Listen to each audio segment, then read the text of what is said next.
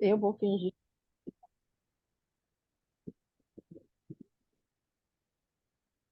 Boa noite, eu me chamo Adriana. Vamos fazer a segunda parte do Isaías 53.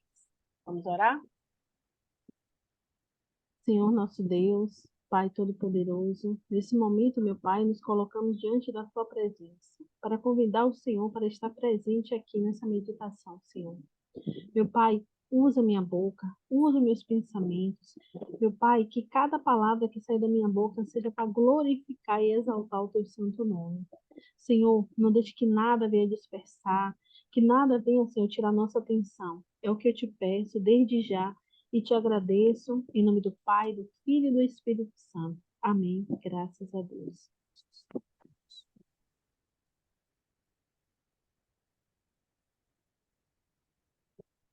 Ah, esse aqui aí. Ó, vamos. Que teve meninas que não estavam aqui, né? Hoje faz 8 dias. Vou fazer assim, um resumo bem breve do que a gente falou, recapitular o que a gente falou, né? A gente falou, né, sobre Isaías 53, do 1 ao 5, né? No primeiro versículo tem uma pergunta, né? Quem acreditou na nossa pregação e quem se manifestou o braço e a quem se manifestou o braço do Senhor, né? Aí ficou esclarecido o quê? Que nem todos que ouviram falar de Jesus, nem todos que Jesus levou a palavra, nem todos que Jesus fez milagres acreditaram nele. E Jesus só se revelou verdadeiramente para aqueles que creram e o seguiram, né? A gente falou também falamos também, eu falei o que eu escrevi, que é melhor que depois, né? Jesus não se revelou a todos pelo fato de nem todos crerem nele, nem mesmo aqueles que iam ao seu encontro ouvir sua pregação.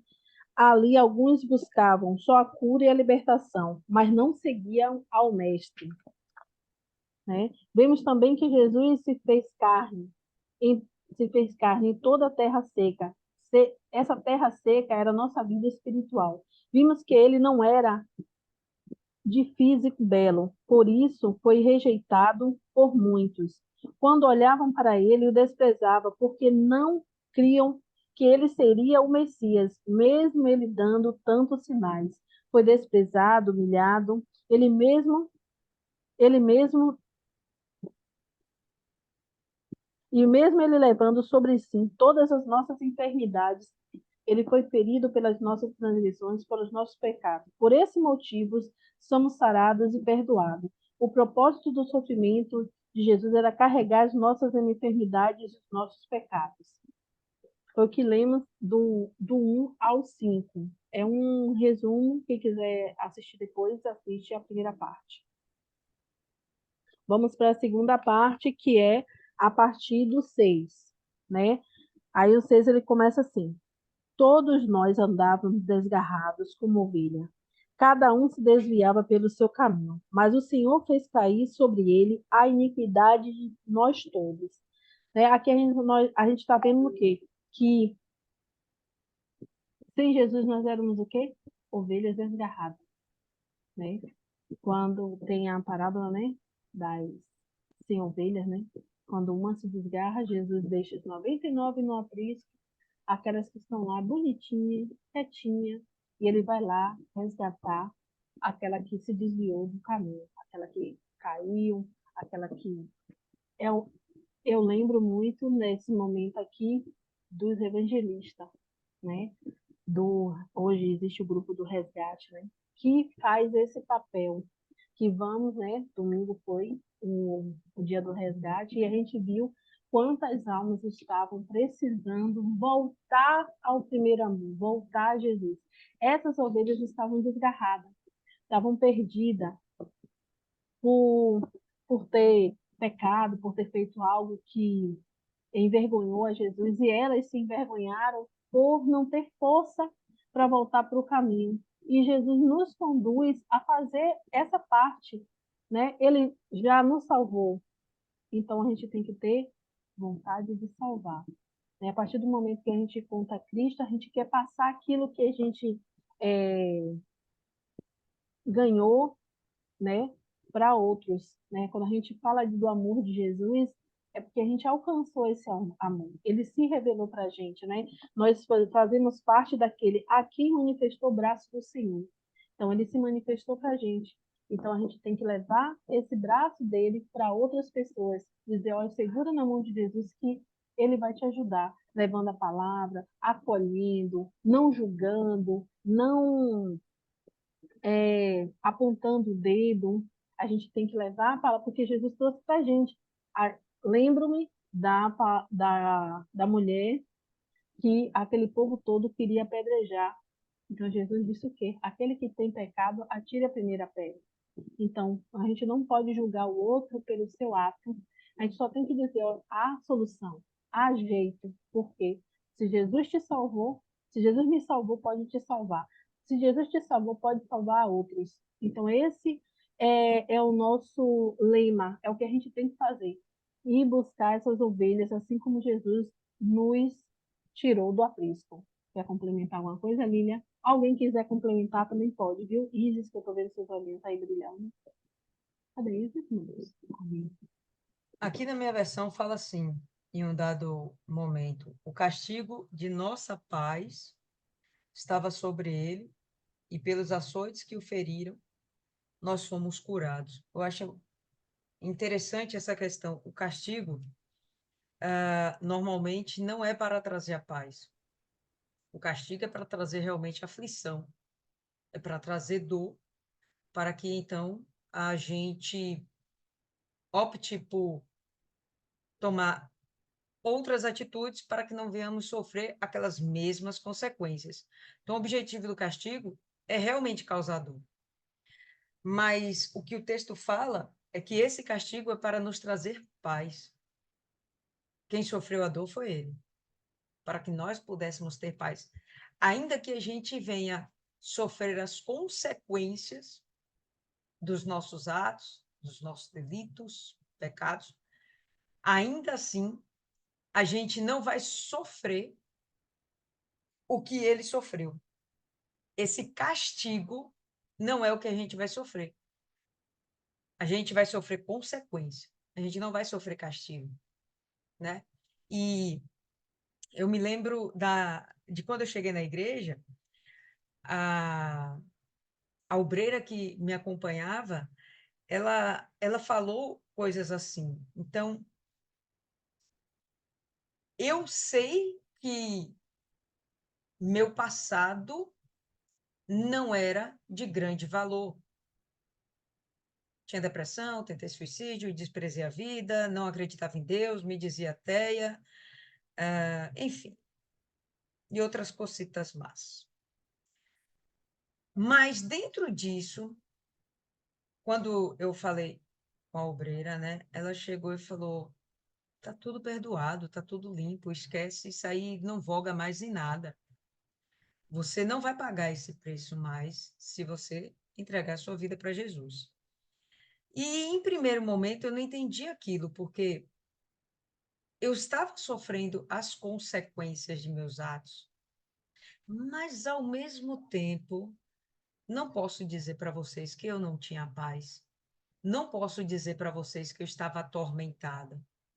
Eu estava passando por aquela fase e tinha muita tranquilidade dentro de mim. Eu tinha, de fato, não era nem dizer que eu tinha certeza de que eu estava sendo ouvida por Deus. Não era isso. Era logo no começo. Essas certezas, elas ficam muito incertas dentro da gente, né? A gente acha que a gente tem que pagar o preço pelos nossos erros, até a gente compreender que realmente a gente não precisa mais pagar o preço. Porque o preço implica em dor, em castigo de fato, implica em punição, implica em penalidade. E o que eu estava fazendo, o que eu estava sofrendo, não era pagar preço. O que eu estava sofrendo eram consequências e havia dentro de mim paz, havia dentro de mim um renovo, uma alegria, que eu não sabia explicar direito naquele momento. Mas já era justamente é, o cumprimento desse verso na minha vida. O castigo Jesus tinha sofrido e sobre a minha vida já existia paz. Cada uma de nós acabou vivendo experiências assim, né? Principalmente no começo da nossa caminhada, porque a gente vem cheia de pecados, né? Cheias de falhas, cheias de achismos e convicções que fogem da palavra de Deus. Hoje, a maioria de nós aqui já está num trajeto da caminhada onde a gente não vive mais o pecado. A gente escorrega ali aqui, mas a gente não vive o pecado, né? A gente busca uma vida de santidade. Isso aqui é muito para quando a gente começa. Depois que a gente tem essa compreensão de que Jesus morreu realmente por nós, então é o que a gente sabe hoje, é o que a gente conhece hoje, a gente tem muita tranquilidade para estar vivendo, mas logo no começo da nossa caminhada com Jesus, pelo menos comigo, eu acredito que com todas vocês deve ter sido a mesma coisa.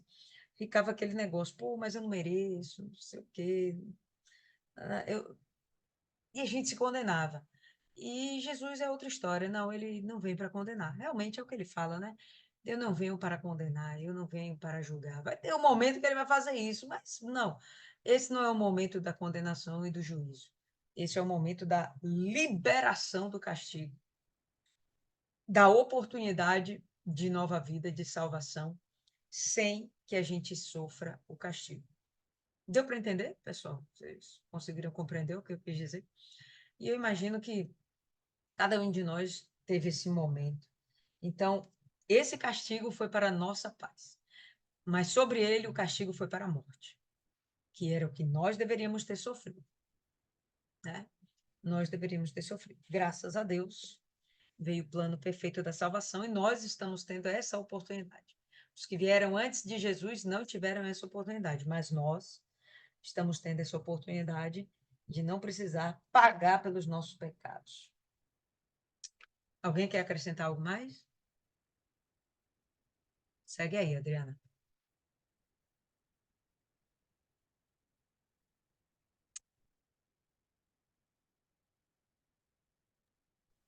Abram em 2 Coríntios 5:21.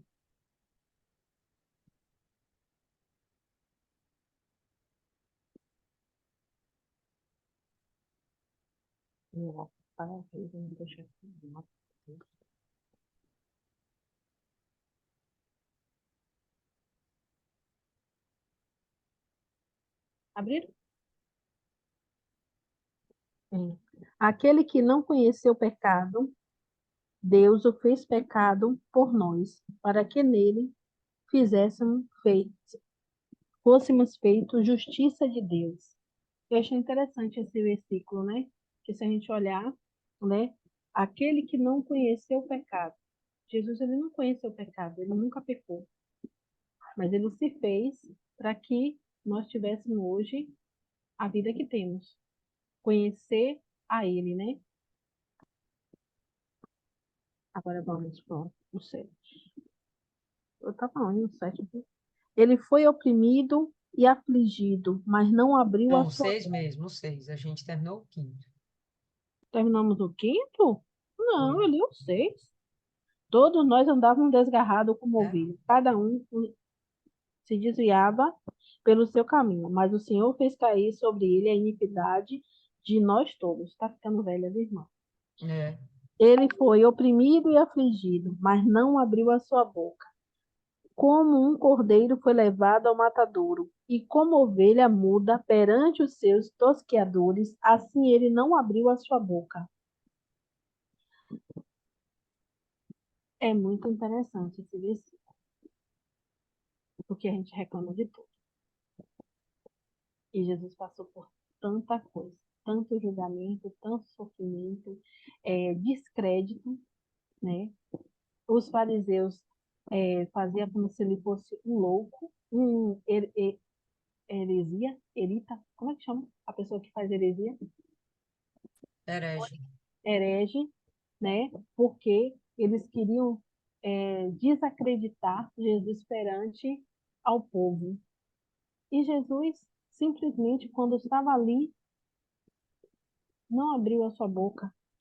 Eu acredito que ele estava na presença de Pilatos quando ele foi preso, né? Porque o versículo dá a entender isso, né? Ele foi oprimido e afligido, mas não abriu a sua boca. Como o cordeiro foi levado ao matadouro e como ovelha muda perante os seus tosqueadores, assim ele não abriu a sua boca. Né? Quando Pilatos pergunta a ele se ele é rei, ele responde que é Pilatos que está dizendo, né? Você podia, né? E ele não se defendeu em momento nenhum, ele não disse nada, ele só fez cumprir aquilo que estava escrito para ele cumprir, né? Então, eu acredito que esse versículo está bem explicado, né? E a gente vê aqui outra referência de ovelha, né? Primeiro, em cima ele fala, como ovelha, desgarrada como ovelha, nós. E depois ele é uma ovelha que quando vai para o abatedouro, ela não, eu nunca vi, né? Mas deve ser assim, ela não se esquiva, vai o caminho e recebe a condenação dela conforme tem que ser. Aí eu achei alguns versículos, antes, Lina, de você complementar. Mateus 26, 63, e vocês já vão também para o 27, 12 e 14. Já está muito, né? Eu fechei, então, acredito. Ah, não, fechei.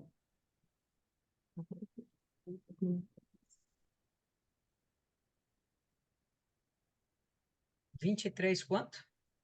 26, 63 e o 26. 27, 12 e 14.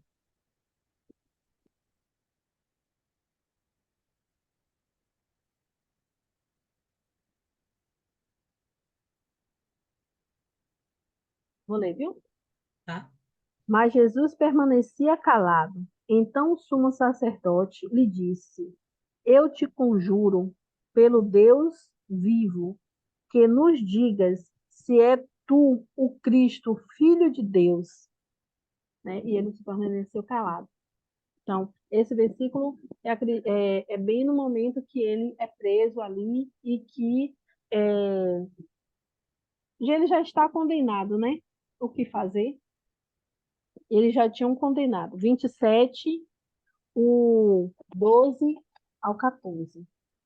E sendo acusado pelos principais sacerdotes e pelos anciões, nada respondeu. Pilatos então disse: Não ouves quanto testificam contra ti? Mas Jesus não respondeu nenhuma só palavra, de tal modo que o governador admirou-se muito. Porque um ladrão, um malfeitor, ele ia tentar se justificar de todas as formas. Não, eu não fiz isso. Porque Jesus não fez nada. Jesus poderia lhe contar todos os milagres que ele fez, todas as curas, todas as libertações, é, é, as ressuscitações que ele fez, que eram notórias. Será que Pilatos não sabia? Ele sabia. Mas ele se manteve calado, porque o que testificava a inocência dele estava clara. Mas o que ele falasse ali não ia justificar. Por quê? Porque eles já tinham condenado. E aquele próprio povo que ele curou, que ele libertou, foram os primeiros a condená-lo. Tem mais. Marcos 14, do 60 ao 61. Tem vários versículos. Depois eu vou botar lá para vocês, né? Porque senão vai delongar muito, tem muito versículo. Marcos 15, do 4 ao 5. Eu vou ler isso. Marcos 15.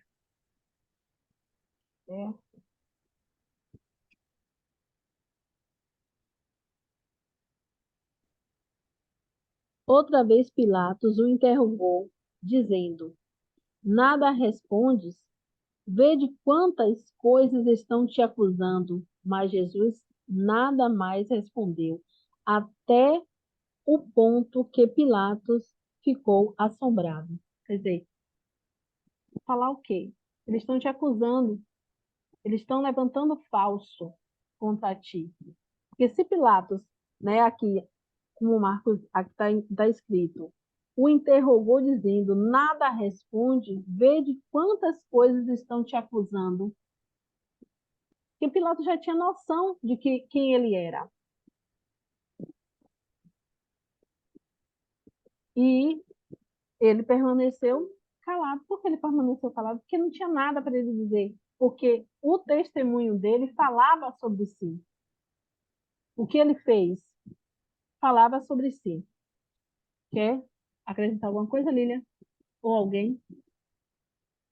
Em Mateus 26, que você leu, Hum? você parou no 63, né? Jesus, porém, guardava silêncio. Mas, na verdade, em seguida, ele responde, tá? Mais ou menos igual a Marcos, né? Ele responde que o Pilatos, o que ele fala é uma verdade, enfim. Mas quem está falando é ele. Quando Isaías fala que ele foi como uma ovelha muda para o matadouro, é que, de fato, ele não procurou realmente se defender, né? Ele respondeu uma coisa ou outra, né? Tem um momento que ele tem um diálogo com Pilatos, e ele até fala que todo poder, autoridade que Pilatos tem, ele não teria se não fosse dado dos céus. Então, existiu sim algum diálogo, existiu assim alguma conversa. Por que que eu estou ressaltando isso aí, pessoal?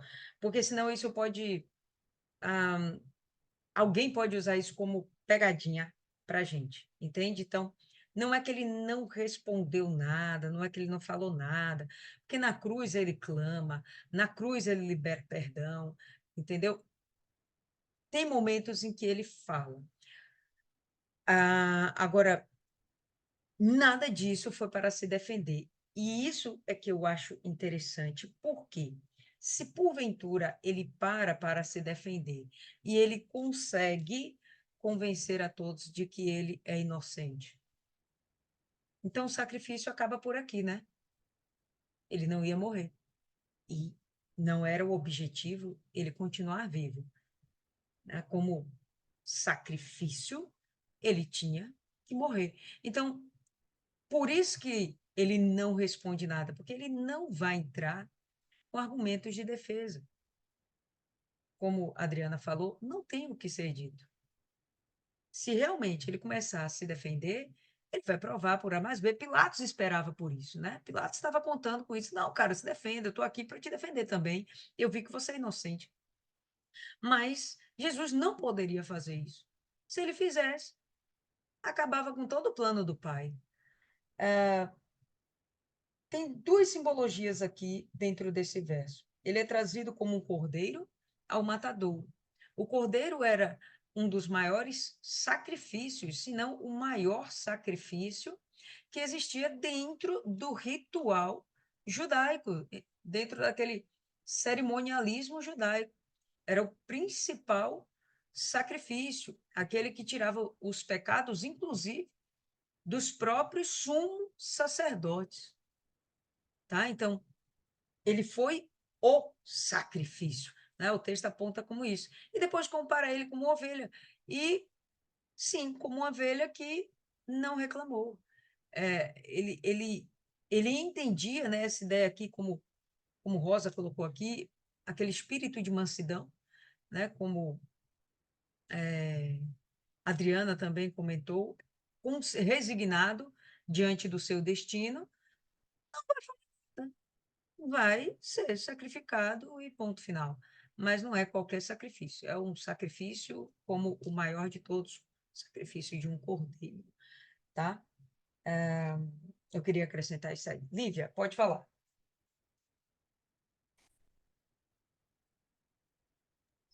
Oi, gente, boa noite. E eu queria acrescentar também, dentro do que Dona Lília estava falando, sobre o plano de Deus. Ainda em Mateus 26, no versículo 55 e 56, quem quiser acompanhar, Jesus fala assim: Então disse Jesus à multidão, isso é no momento da prisão, né? Saíste como para um salteador, com espadas e varapaus. Para me prender? Ele pergunta. Todos os dias me assentava junto de vós, ensinando no templo, e não me prendeste. Mas tudo isto aconteceu para que se cumpram as escrituras profetas. Os discípulos deixando-o fugiram. Então, estão me ouvindo? Sim. Então, assim, confirma o que eu tô falando, que tudo aconteceu porque é plano de Deus. Eles tiveram diversas oportunidades, entre aspas, para aprender Jesus Cristo, mas eles não aprenderam porque não era o momento em que era para ser, não era aquele momento que Deus queria que fosse. Então, é só para complementar mesmo aquilo que Dona Lília falou, referente ao sacrifício que precisava ser feito. E tudo fazia parte do plano de Deus. Justo. Segue aí, Adriano. Alguém quer acrescentar algo mais? Segue, Adriano. Vamos lá. 8. Da opressão e do juízo foi tirado. E quem contará o tempo da sua vida, porquanto foi cortado da terra dos viventes pela transgressão do meu povo? Ele foi atingido. Olha, eu não entendi muito bem esse versículo. O que eu entendi dele é que ele foi injustamente julgado, né? Mas não entendi muito, Marília, esse versículo. Então, vamos tentar entender junto. Ele foi tirado da prisão e do juízo. E quem declarará sua geração? Porque ele foi cortado da terra dos viventes pela transgressão do meu povo, foi ele chagado. Quem declarará isso? Sua geração. Aponta para esse texto, aponta para o fato de que Jesus foi morto antecipadamente, precocemente. Se a gente for olhar pela natureza do ser humano, que poderia viver seus 70 ou 80 anos, precocemente, ele foi morto. Por quê? Por causa dos pecados do seu povo, ele foi chagado, no sentido de que ele carregou em si as chagas, as feridas. Ele foi extremamente machucado. Isso aí, ninguém tem dúvida, é algo muito simples de se compreender. De muitas formas. A crucificação, as chicotadas, o caniço batendo na coroa de espinhos, perfurando seu crânio, e por aí vai, ao longo do caminho, carregando aquele peso, potencialmente caindo algumas vezes, senão não seria necessário que os próprios soldados cogitassem uma ajuda para ele, para que conseguisse levar a cruz até o Calvário. Então, ele foi de fato chagado, extremamente ferido e machucado. E aquilo que eu chamei a atenção há pouco, eram coisas que éramos para nós termos sofrido, mas não, quem sofreu foi ele. Só Deus na causa. Chega o outro aqui, a gente está na paz, né? O outro me vem com um monte de doce para ver se a gente engorda no meio da meditação. Vai para lá, vai. Tchau. Vai, amor, deixa eu me desconcentrar. Então, esse é o sentido principal desse versículo, tá? Ele foi morto de uma forma precoce. Era plano de Deus, ponto final, mas aos olhos humanos não era para que isso tivesse acontecido, era para ele viver a vida dele, inclusive ter uma geração.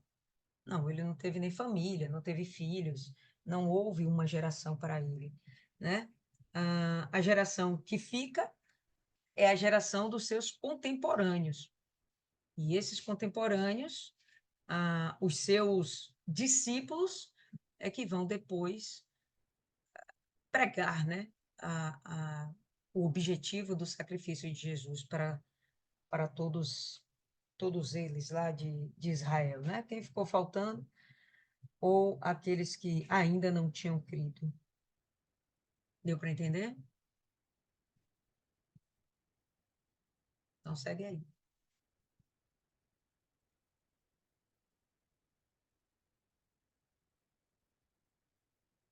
O nono.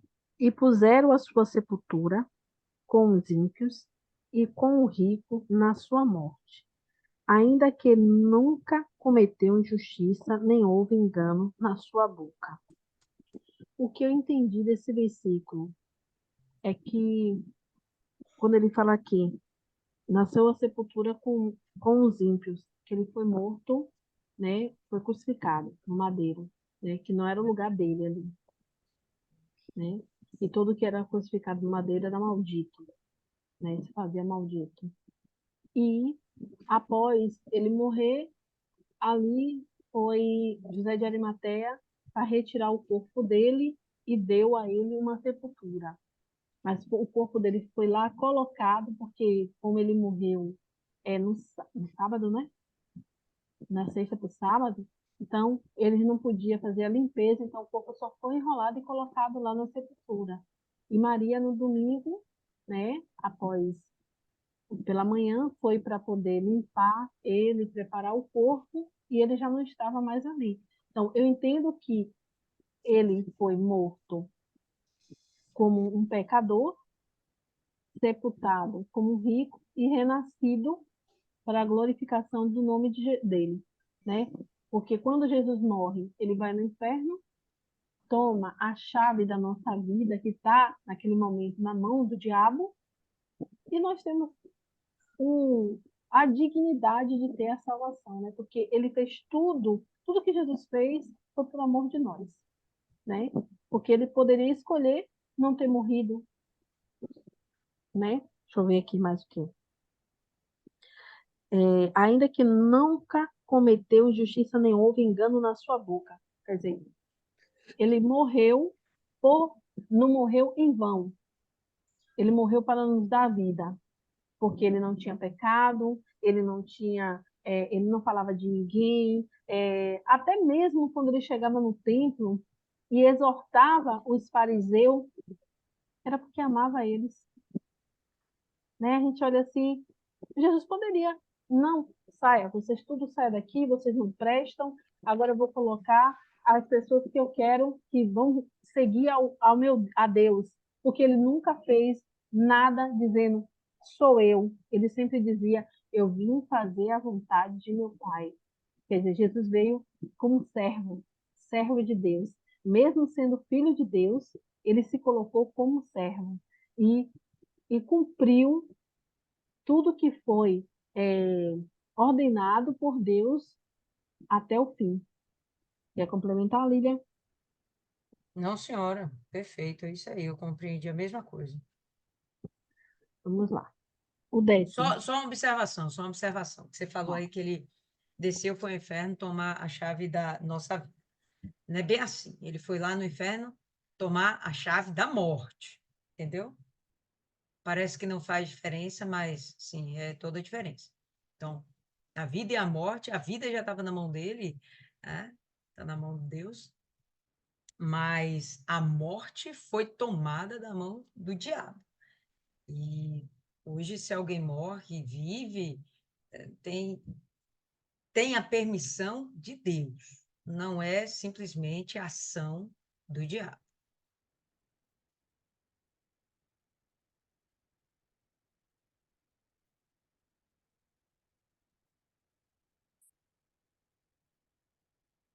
Eu pensei que você ia falar mais alguma coisa. No 10º. Todavia o Senhor agradou moê-lo, fazendo enfermar, quando a sua alma se puser por expiação do pecado. Verá a sua posteridade, prolongará os seus dias, e um bom prazer do Senhor prosperará a sua mão. O que eu entendi nesse versículo, que Deus permitiu que Jesus, seu filho, passasse por todo esse calvário por um propósito maior, no qual só aquele que o conheceu e conhece sabe o seu significado, a salvação. Quer complementar, Lília? Sim. O Então, importante é que a gente entenda que, de fato, de verdade, isso aqui foi um plano de Deus, né? Esse verso é o que bate o martelo a respeito disso, né? Contudo, agradou ao Senhor feri-lo. Deus teve prazer em fazer isso.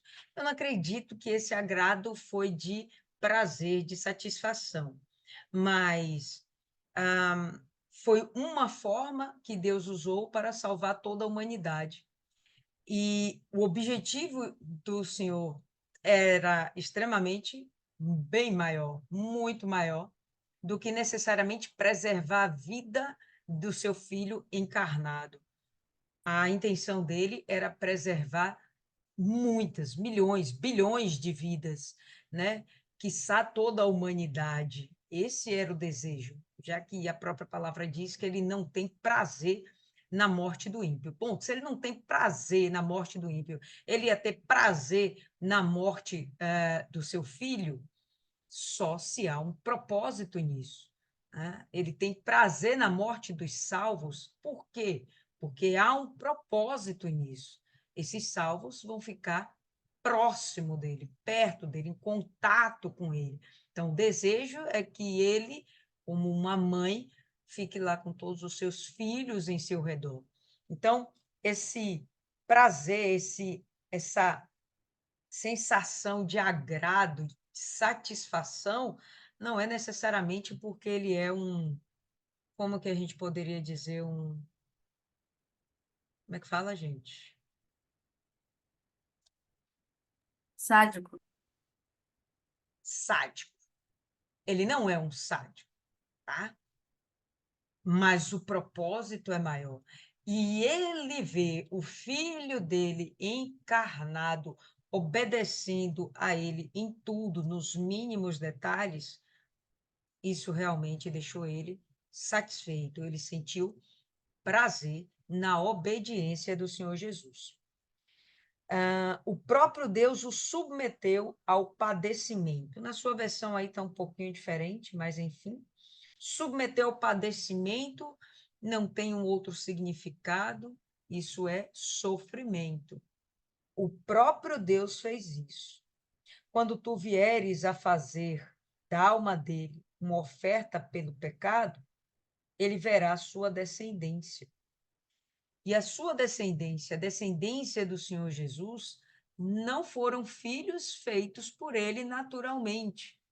Nós sabemos que ele não casou, ele não coabitou com nenhuma mulher. O objetivo dele aqui era ser o Cordeiro perfeito. Mas ele deixou uma série de irmãos na fé, nós, filhos na fé. Por conta do sacrifício perfeito dele, olha como o reino do Senhor cresceu absurdamente.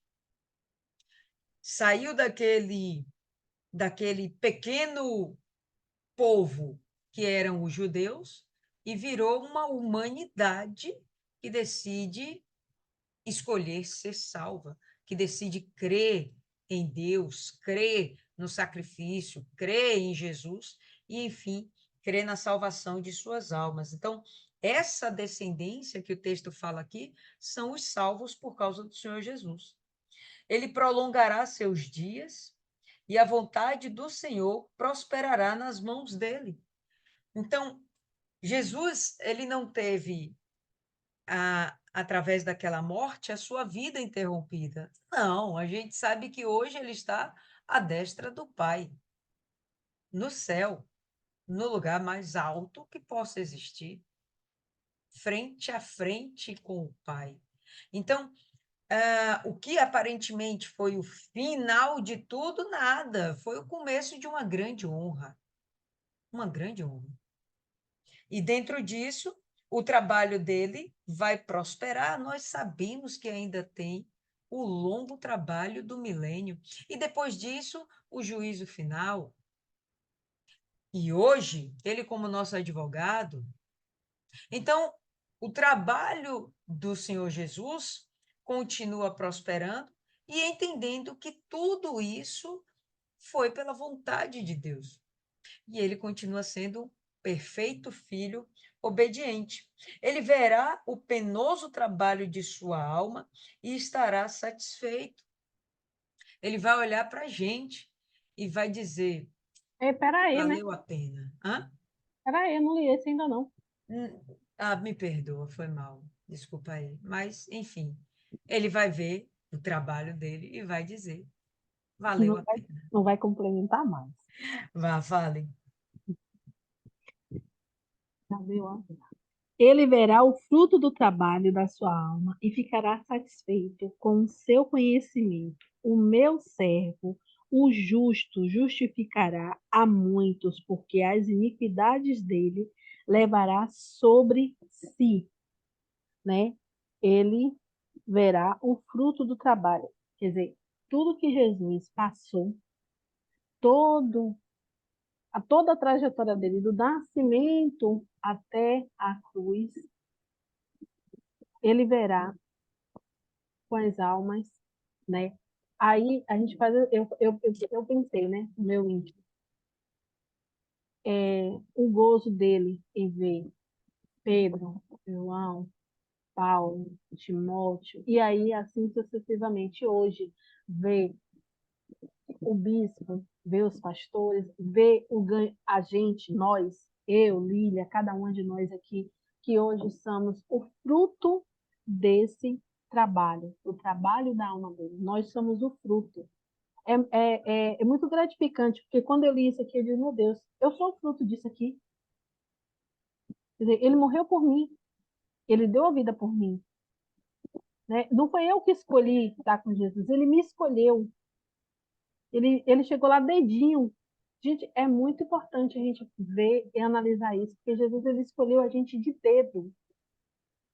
E ele sabia quem iria perseverar e quem iria continuar e quem não iria continuar. Aqueles que iriam, hoje está bem, amanhã está mal, hoje está levantando, amanhã está caindo. Então, nós somos o fruto desse trabalho, do trabalho da alma dele. Olha a, a grandiosidade disso. Nós somos o trabalho da sua alma. Não é qualquer coisa. Não é qualquer coisa. Eu coloquei aqui assim. Jesus conquistou a nossa salvação através do seu sacrifício, nos dando a restauração do relacionamento com Deus e no perdão de nossos pecados. Né? Eu, é, e ele foi justo, um servo justo, e justificará a muitos, porque as iniquidades dele levará sobre si. Quer dizer, ele já ninguém tem pecado. Jesus já levou os pecados. Agora cabe a nós se manter perfeito, buscar a perfeição, buscar estar, né, como Lília falou anteriormente, Deus já nos perdoou. A gente não peca. Tem um deslize aqui, outro ali, às vezes não vigia no modo de falar, às vezes não vigia no modo de pensar, mas nós somos o fruto desse trabalho. Então, cabe a nós nos policiar, porque nós temos um livre-arbítrio. Jesus queria salvar todos, mas temos o livre-arbítrio de escolher. Então, perseverar hoje é o nosso lema, para que a gente não venha perder a nossa salvação. Estar firme. Como estar firme? É como eu falo com os adolescentes. Você quer estar em, em ligação com Deus? Lê a Bíblia, ore, jejum. Se você não fizer isso, você hoje não lê, amanhã não lê, depois não lê, vai chegar uma hora que você não está lendo a Bíblia. E a sua comunhão com Deus, Deus fala com vocês através da palavra. Se vocês não tiver isso, vocês não vão se manter firmes. Por quê? Porque vocês vão crescer e o mundo aí fora, ele está cheio de manjares, mas não um manjar que vai lhe levar para a salvação, vai lhe levar para a perdição. Então, cabe a nós, seres humanos, que conhecemos a palavra, que sabemos o sacrifício que Jesus fez. Olha, Jesus está quantos anos dele aqui, antes de Jesus nascer? Isso aqui foi escrito? Antes de Jesus nascer, Hum. pelo menos aí uns 500, 700 anos. Então, Deus já tinha planejado há 700 anos atrás. Eu lembro que a gente estava lendo, não lembro que livro foi que a gente estava lendo, que teve o propósito de a gente ler o livro de Gênesis. Quando eu vi que lá em Gênesis, lá no começo, o povo ia ficar escravizado, eu digo, meu Deus, o povo era burro mesmo. Porque a humanidade, ela só sofre porque ela procura o sofrimento. Porque tem coisas que nós podemos evitar. Se a gente pegar a Bíblia à risca, a gente não vai nem para pecar. Porque o próprio Salomão foi lá e escreveu o livro de Eclesiastes, nos instruindo que na vida, se a gente deixar com que o nosso coração. Ele escreveu Eclesiastes lá não sei quantos mil anos atrás. E a gente vive o livro hoje. A vaidade, o querer ter, o querer isso, o querer aquilo. Então, a gente tem a instrução. Basta a gente querer viver essa instrução.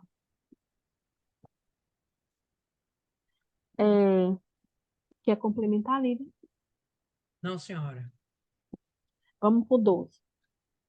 Alguém quer complementar? Alguém quer falar alguma coisa? Alguém tem algum outro entendimento diferente do meu? Ou até igual? Bora aí, Maiana. Lívia. Gostei da Lívia.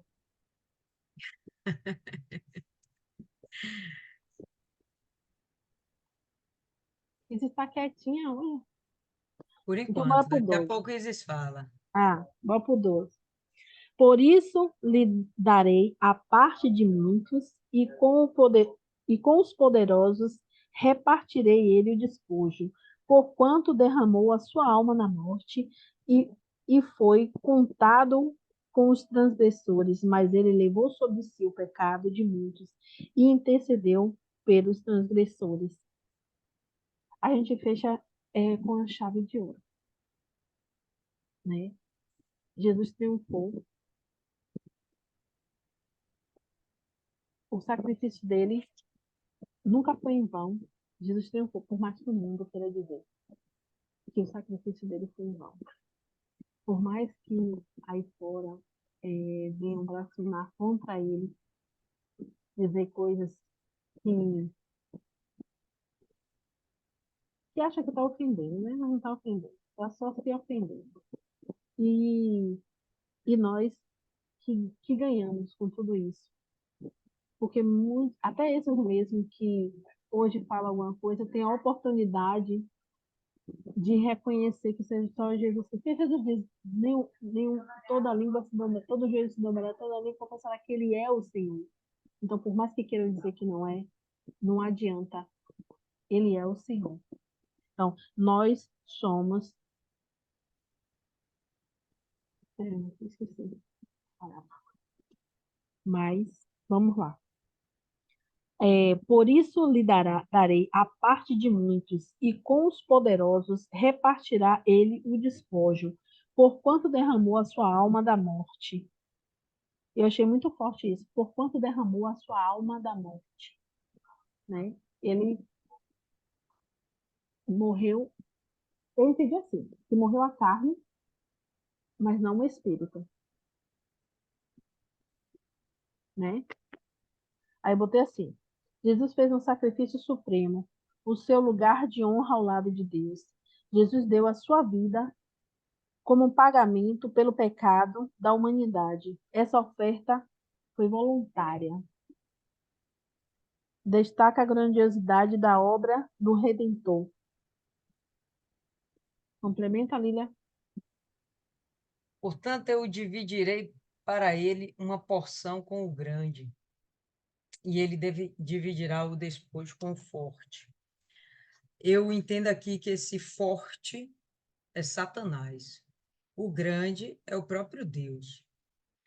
O despojo são as almas. E essas almas estão sendo disputadas na unha, né? Vamos dizer assim. Jesus de um lado, Satanás do outro, e enquanto Jesus quer agradar a Deus, o diabo quer ofender a Deus, quer agredir a Deus. E aí o que a gente vai ver é essa luta Mas, enfim, a própria palavra aqui, ela já aponta que nem todos serão salvos, nem todos farão parte do despojo do Senhor Jesus. Mas ele vai ter o lugar dele de honra, né? Então, imagina aí uma porção com o grande, uma porção com Deus, uma porção dos céus, uma porção do reino, uma porção de tudo. Ele vai ter realmente o domínio sobre todas as coisas, diga-se de passagem, como dizem Hebreus. Então, ele vai ser devidamente honrado.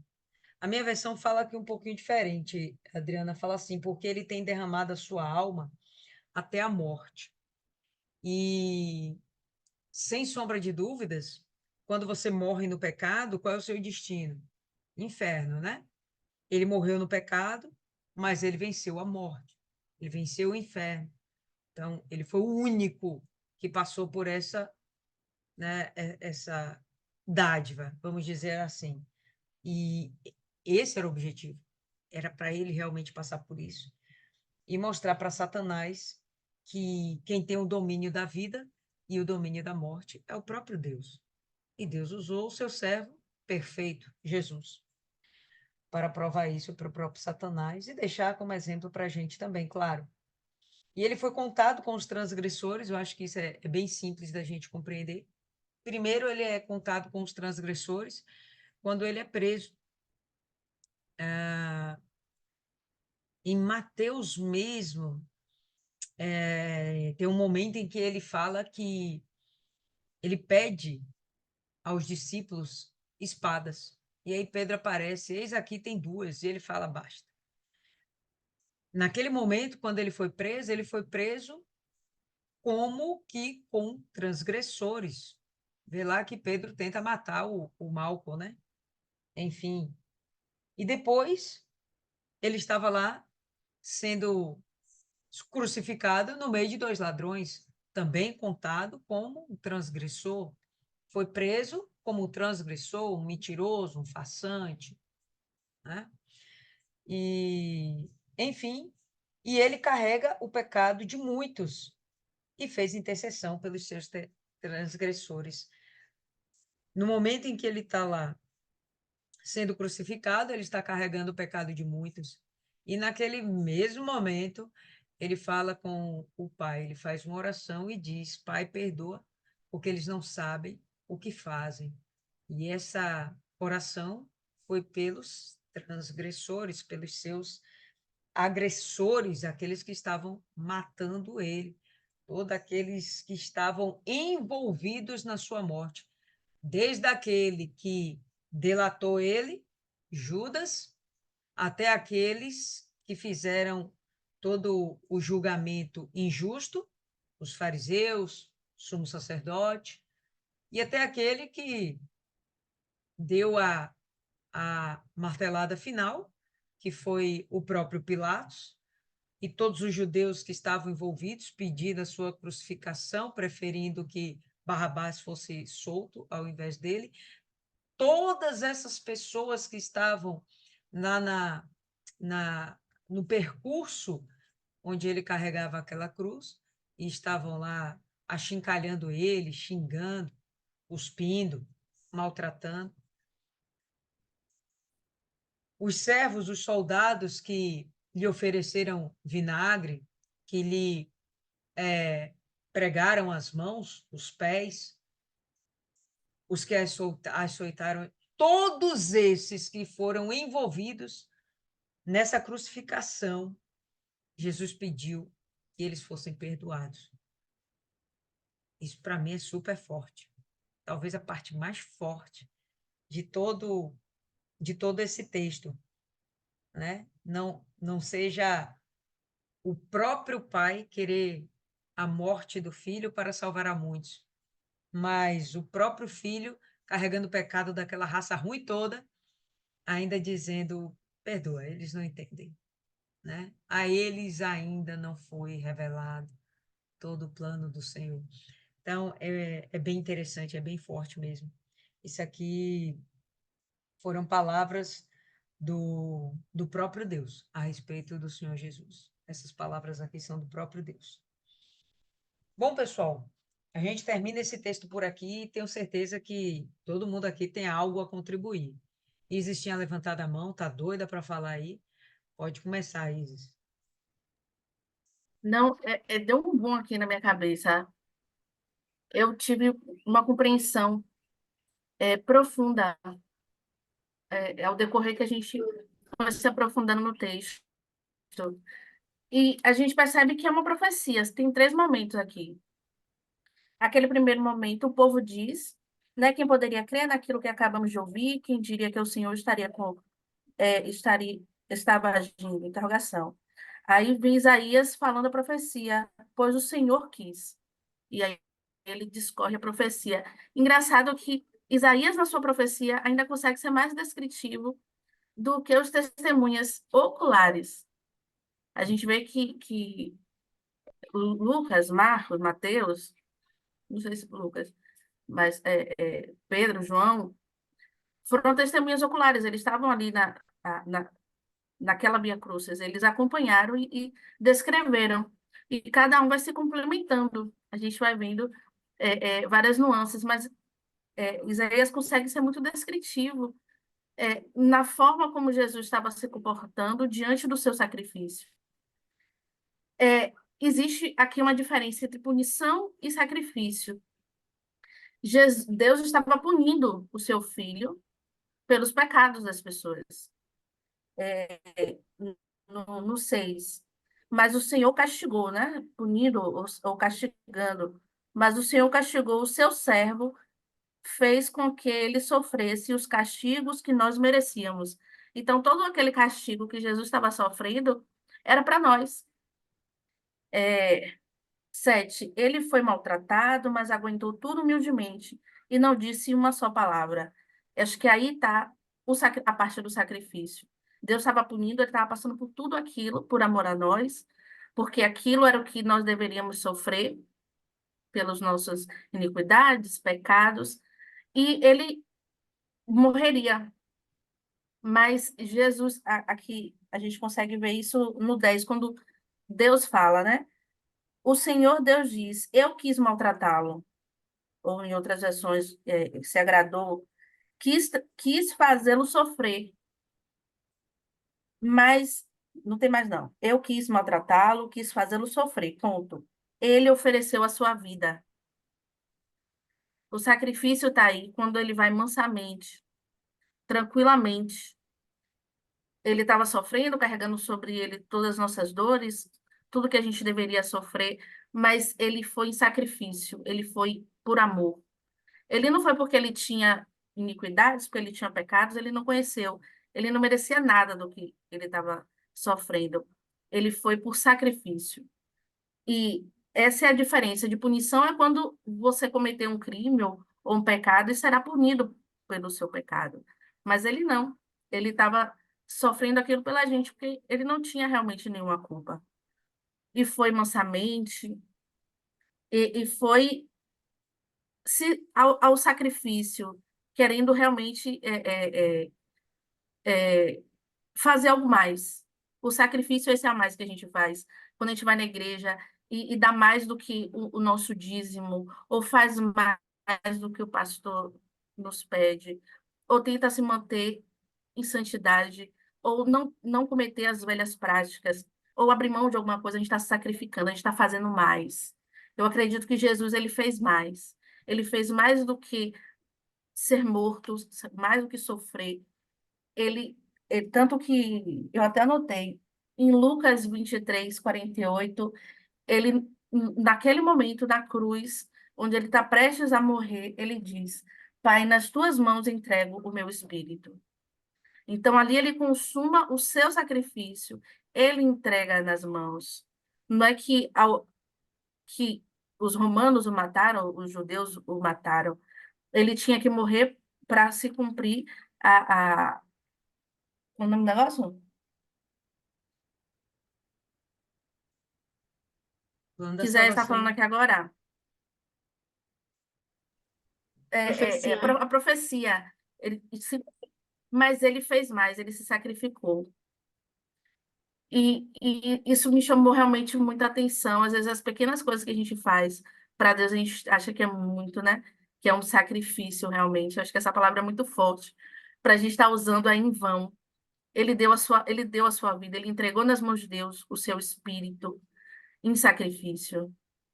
E, e a gente vê que esse é o valor. Aí que está o grande valor do servo.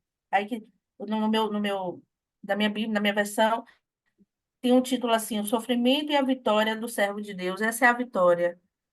E aí e aí Deus diz, por causa da sua dedicação, ele ficará completamente satisfeito. O meu servo não tem pecado, mas ele sofrerá o castigo que muitos merecem.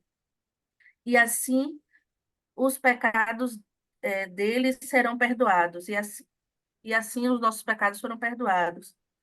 Por isso eu lhe darei um lugar de honra, pelo sacrifício de Deus, por esse a mais que ele fez. Ele ganhou esse direito de ter esse lugar de honra. E ele receberá a sua recompensa junto com os grandes e os poderosos, pois ele deu a sua própria vida. Não foi tirado dele, ele deu. E foi tratado como se fosse um criminoso. Ele levou a culpa dos pecados de muitos e orou pedindo que eles fossem perdoados. Esse é o mais bonito, né? Quando isso são palavras de Deus. Deus diz que ele passou por tudo isso, sofreu, levou sobre si os pecados, se sacrificou, mas ele não ficou hashtag chateado com aquelas pessoas que fizeram aquilo. Pelo contrário, ele orou por elas. E às vezes a gente fica chateado com o irmãozinho, né? Que o irmãozinho fez aquilo e pessoas fizeram coisas piores. Acho que a parte do vinagre é uma das partes mais cruéis. Quando a gente traz a história da questão do vinagre, da bucha, que eu não quero nem entrar nessa seara, mas para mim é uma das partes mais cruéis. E mesmo assim ele consegue pedir para aquelas pessoas, Pai, perdoa, eles não sabem o que fazem, né? Isso é muito bonito. Essa é a grande beleza de Jesus. E hoje eu vejo algumas religiões, algumas pessoas em que a sua fé não está fundamentada ou não está em Jesus. Ela está em tudo. Ela está em ritos, em rituais, em danças, em folclores, mas ela não está em Jesus. E engraçado que tem gente que está na igreja e não conhece Jesus. Vai, frequenta, mas não conhece, não teve esse encontro com esse Jesus. E às vezes, e é por isso que não sabe amar. Eu reconheço que quando eu cheguei na igreja, eu não sabia amar. Foi conhecendo o amor de Jesus e o que ele fez por nós, que eu descobri o verdadeiro amor. E hoje eu não aceito menos que isso. Não dá para dizer que me ama se não fizer menos do que o meu pai fez por mim. E, e às vezes a fonte dos problemas de muitas pessoas é não entender, não ter esse encontro, estar na igreja, mas não conhecer a Jesus, amar e não saber o verdadeiro amor, e por isso aceita muitas coisas, e por isso é fonte de muito sofrimento, e não entender que todas as nossas dores Jesus conheceu. Eu até fiz uma lista de tudo que ele sofreu, mas ele não só conheceu as dores da nossa carne, ele conheceu as dores do nosso espírito. Então, se as pessoas estão sofrendo, querendo se matar por uma ou outra questão, Deus conhece ela e ele entende, e ele está ali para lhe acolher, para dizer que ele te ama, que vai dar tudo certo, mas precisa ter esse encontro com Jesus. E entender que sem ele não tem como ser salvo. Eu estava assistindo um vídeo hoje que muitas pessoas estão na igreja com medo de ir para o inferno e ninguém está querendo garantir a salvação. Ser salvo. Estão apenas com medo do inferno. E o foco deveria ser no sacrifício de Jesus. O foco deveria ser nele e não no inferno. É isso. Beleza, beleza. Fala, Maiana.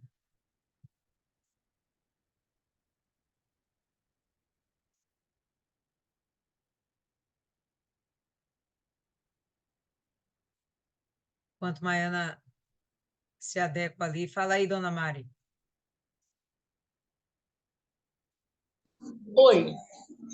Olha, eu vejo, claro, Jesus morreu, né, por nós, mas eu não vejo que ele morreu porque ele quis, não.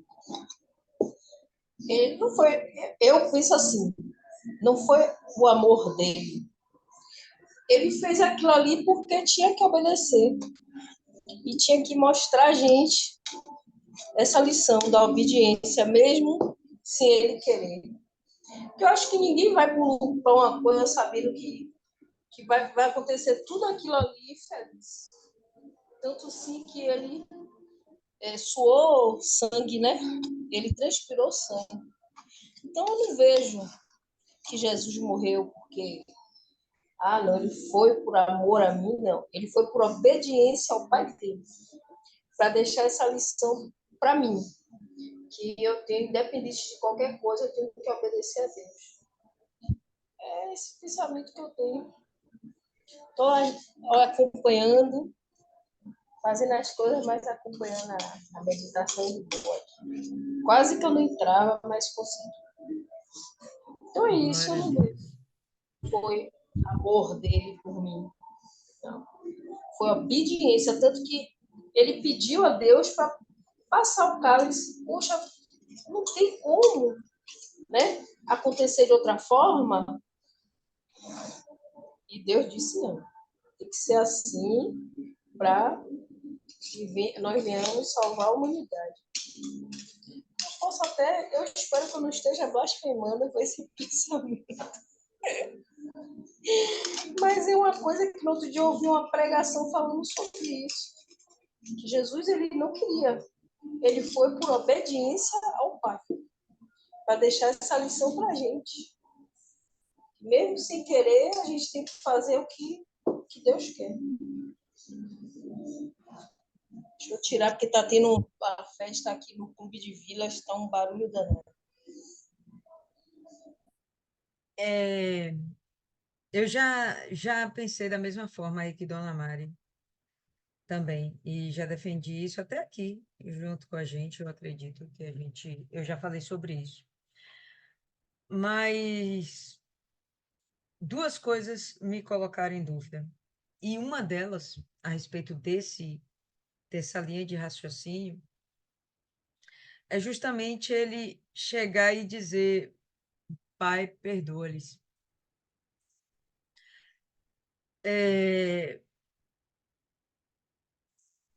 Por que que ele iria pedir perdão, interceder por pessoas com as quais ele realmente não estava se importando? Se era só uma questão de obediência, não precisava essa oração, entende? E tem uma passagem em João, não vou lembrar agora, mas que ele fala que ele amou não só os discípulos, mas que ele amou a humanidade. Não vou trazer isso aqui agora para vocês, não lembro onde está, mas é em João, lá acho que pelos últimos 5 ou 6 capítulos finais. E eu já pensei dessa forma aí também, tá? Que ele realmente não tinha essa intenção de ser sacrificado. Mas ele, enfim, obedeceu. E o principal que eu penso, que naquele momento em que ele rejeita a ideia de ser sacrificado, já defendi isso aqui também, é por conta de, naquele momento, carregando sobre si pecados da humanidade, ele ia estar distante do Pai, ia haver uma quebra, né, da comunhão entre eles. Por quê? Porque Deus é santo, santo, santo ou santíssimo. E ele não tem, de forma alguma, como estar diante do pecado. Então, ele ia perder aquela comunhão com o Pai. Eu penso que aquele momento não foi porque, quando ele está lá no Getsemane, orando ao Pai, 3 vezes ele pediu a mesma coisa: passa de mim esse cálice. Eu não acredito hoje, eu não acredito que ele fazia isso porque ele estava imaginando a dor que ele ia sofrer física, tá? Sinceramente, não acredito nessa possibilidade. Não era porque ele ia sofrer uma dor física. E o que fica para mim, de fato, é que ele estava prevendo que, carregando o pecado do mundo sobre si, ele ia perder a comunhão com o Pai. Aí sim, essa coisa preciosa, essa ligação, é que ele não queria perder de jeito nenhum, ainda que fosse momentânea. Ainda que fosse momentânea. Vamos pensar da seguinte forma: de fato, Jesus nunca teve desconectado do Pai. Nem quando ele era criança, sendo criado por Maria e José, com seus irmãos na terra, terrestres, terrenos, melhor dizendo, ele nunca ficou desconectado com o Pai, porque ele tinha o momento da oração, tinha o momento da comunhão, tinha uma ligação. Hoje nós não vemos Deus, não estamos diante da presença física dele, mas a gente tem comunhão e a gente tem uma paz inefável, não tem como explicar. E a gente só sente isso porque a gente tem essa comunhão com Deus.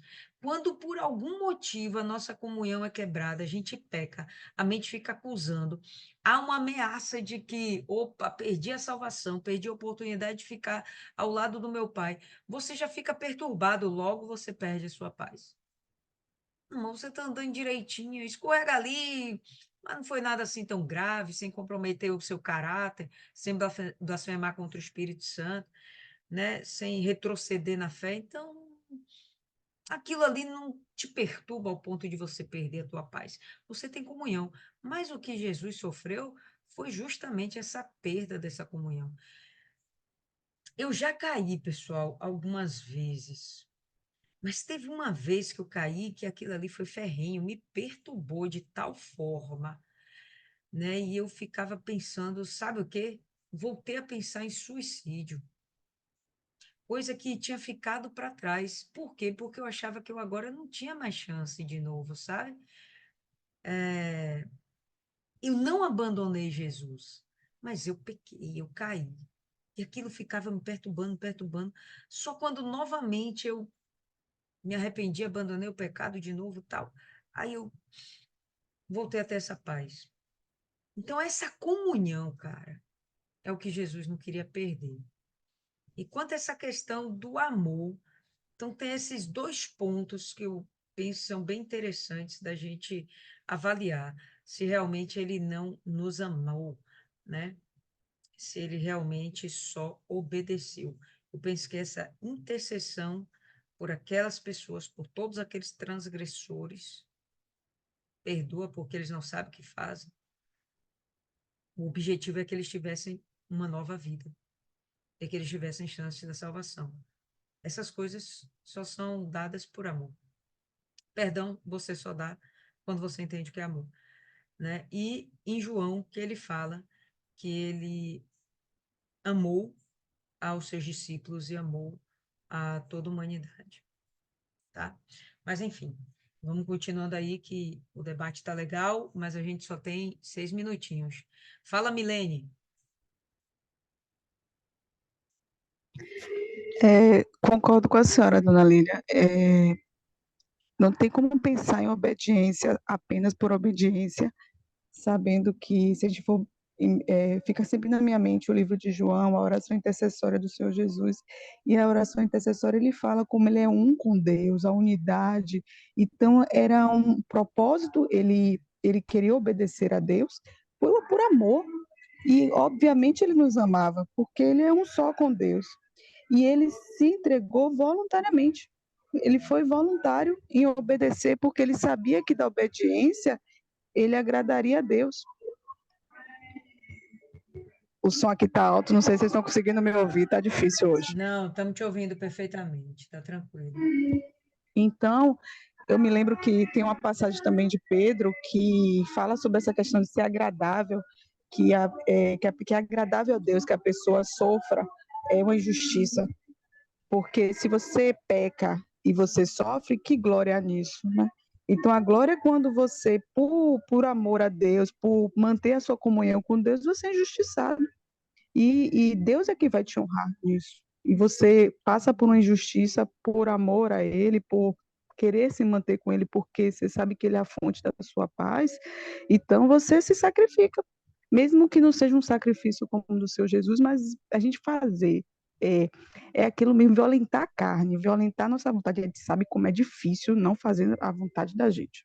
É uma guerra não fazer nossa vontade. Então, isso é um sacrifício diário. Aí o que acontece? Quando a gente mais sacrifica, para manter essa paz que a senhora falou, sabendo que como somos diferentes quando estamos com ele, como estamos seguros, como nada abala a gente, mesmo quando vem balançar, a gente se levanta de novo porque ele estende a mão para levantar. Isso é tão precioso que a gente se esforça mesmo para não perder isso. E quando perde porque pecou, porque cedeu à nossa vontade, a gente fica agoniado mesmo, porque a gente perde essa preciosidade que o Senhor Jesus tinha, de uma forma que a gente não consegue nem entender tamanho que ele foi lá e foi se sacrificar mesmo. Obviamente que na carne, como a sua mãe falou, estando longe de Deus foi o pior. Estando longe dessa comunhão com o Pai foi o pior. Não foi as dores físicas, não foi a rejeição, não foi os discípulos esconderem, não foi a rejeição de Pedro, não foi a rejeição dos seus, nada disso. Foi não estar com Deus. Como para a gente, quando hoje a gente pensa, antes, quando eu pensava no inferno, eu morria de medo do inferno, como era descrito o inferno. Hoje eu penso, Pai, a sua ausência que eu não posso deixar de ter. Aqui na Terra eu preciso da sua presença e quando eu deixar onde eu quero estar, então aqui mesmo eu já quero estar com o Senhor, porque só a sua ausência aqui para mim já é um inferno. Quando a comunhão com Ele é abalada por alguma coisa que eu faça, por alguma coisa que eu deixe de fazer. E já é insuportável, caminha para o insuportável. Então, imagine a eternidade. Então, o inferno é terrível porque a gente sabe que Deus não está lá. Hoje, quando a gente entende a palavra, entende as promessas, a gente compreende isso. Hoje eu compreendo isso. Então eu vejo o inferno insuportável porque eu simplesmente imagino ele não estar lá, imagino no teu Espírito Santo, imagino no teu Senhor Jesus, imagino todas essas coisas lindas que a palavra diz, as promessas do Senhor estarem perdidas. É isso que me dá aquele temor, é não estar com ele. Hoje o inferno não me assusta não estar com Deus. Então eu sei que eu aqui na terra posso viver o inferno se eu deixar que a minha comunhão, perder o Espírito Santo, isso sim já é viver o inferno antes mesmo de deixar, antes mesmo de morrer, sabendo que ainda viva eu posso, né, ter a chance do arrependimento e ir, mas ainda assim não deixa de ser um inferno, né? Por isso que a gente vê as pessoas depressivas e as pessoas sofrendo com aquele vazio, é algo assim que a gente olha e fala assim, meu Deus, como é que essa pessoa não consegue se levantar? Então a gente já consegue imaginar um pedacinho do inferno, porque é isso que a pessoa está vivendo, a ausência da comunhão com Deus. É. João 15, pessoal, 15:12. O meu mandamento é este, que vos ameis uns aos outros, assim como eu vos amei. Esse mandamento é do Senhor Jesus. Essas palavras são do Senhor Jesus. Ninguém tem maior amor do que este, de dar a vida, de dar a alguém a sua vida pelos seus amigos. Vós sereis meus amigos se fizerdes o que eu vos mando. Então, ele está falando que vai dar a vida pelos amigos e que não tem amor maior do que esse. Não tem. Você daria a sua vida por mim, Adriana? Esgramada. Você não me ama, não, né, raça ruim? Eu daria minha vida por você, coisa ruim. É, eu faria Não, não isso. daria, não. Eu daria. Vós sereis meus amigos se fizerdes o que eu vos mando. Já não vos chamareis servos, porque o servo não sabe o que o seu senhor faz. Mas tenho-vos chamado amigos, porque tudo quanto ouvi do meu Pai, vos tenho feito a conhecer. E aí ele vai continuar falando sobre outras coisas, mas essa ideia do amor, eu já pensei a mesma coisa que a Dona Mari, tá? Aí, refletindo um pouquinho mais, meditando um pouquinho mais, tem umas coisas que às vezes a gente deixa passar batido, tem algumas influências que às vezes a gente ouve e acha que, poxa, que bacana, que revelação, e às vezes a coisa é um pouco para conturbar o nosso entendimento, ao invés de terminar de nos edificar, ok? Pessoal, tempo esgotado, vamos concluir aqui por aqui hoje, tá? Adriana, indica alguém aí para fazer a oração, se você tem alguma consideração final a fazer, Adriana, fica à vontade. Não, já falei tudo que tinha.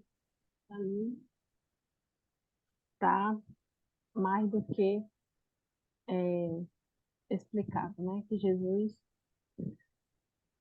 ele deu a vida por nós. Então, nós temos que dar a vida pelos outros. Tenha almas. Tenha almas, como no último versículo, no 12, né? Essa disputa. Então, nós somos os guerreiros de Deus nessa terra para saquear o inferno e povoar o céu. Buscar ganhar almas, levar o evangelho.